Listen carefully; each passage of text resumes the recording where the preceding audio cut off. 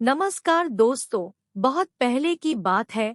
एक शिल्पकार मूर्ति बनाने के लिए जंगल में पत्थर ढूंढने गया। वहां उसको एक बहुत ही अच्छा पत्थर मिल गया, जिसको देखकर वह बहुत खुश हुआ और कहा, यह मूर्ति बनाने के लिए बहुत ही सही है। जब वह आ रहा था तो उसको एक और पत्थर मिला। उसने उस पत्थर को भी अपने साथ ले लिया।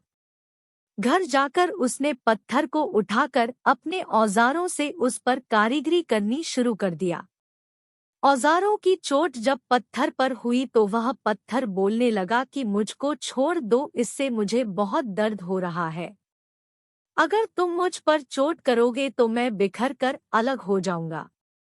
तुम किसी और पत्थर पर मूर्ति बना लो। पत्थर की बात सुनकर शिल्पकार को दया आ गई।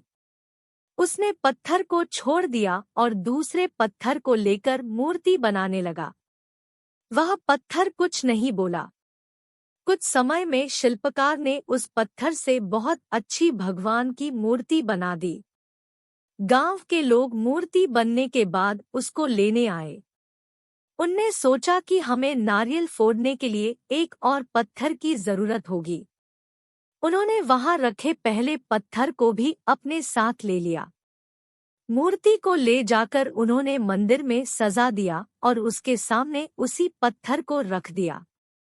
अब जब भी कोई व्यक्ति मंदिर में दर्शन करने आता तो मूर्ति को फूलों से पूजा करता, दूध से स्नान कराता और उस पत्थर पर नारियल फोड़ता था।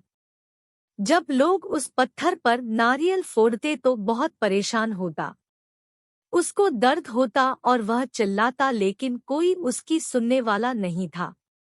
उस पत्थर ने मूर्ति बने पत्थर से बात करी और कहा कि तुम तो बड़े मजे से हो, लोग तो तुम्हारी पूजा करते हैं, तुमको दूध से स्नान कराते हैं और लड्डुओं का प्रसाद चढ़ाते हैं, लेकिन मेरी तो किस्मत ही खराब है, मुझ पर लोग नारियल फोड़ कर जाते हैं। इस पर मूर्ति बने पत्थर ने कहा कि जब शिल्पकार तुम पर कारीगरी कर रहा था, यदि तुम उस समय उसको नहीं रोकते तो आज मेरी जगह तुम होते। लेकिन तुमने आसान रास्ता चुना, इसलिए अभी तुम दोहक उठा रहे हो।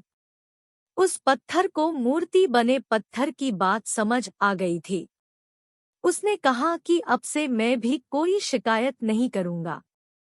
इसके बाद लोग आकर उस पर नारियल फोड़ते। नारियल टूटने से उस पर भी नारियल का पानी गिरता और अब लोग मूर्ति को प्रसाद का भोग लगाकर उस पत्थर पर रखने लगे। इस कहानी से हमें ये सीख मिलती है कि हमें कभी भी कठिन परिस्थितियों से घबराना नहीं चाहिए।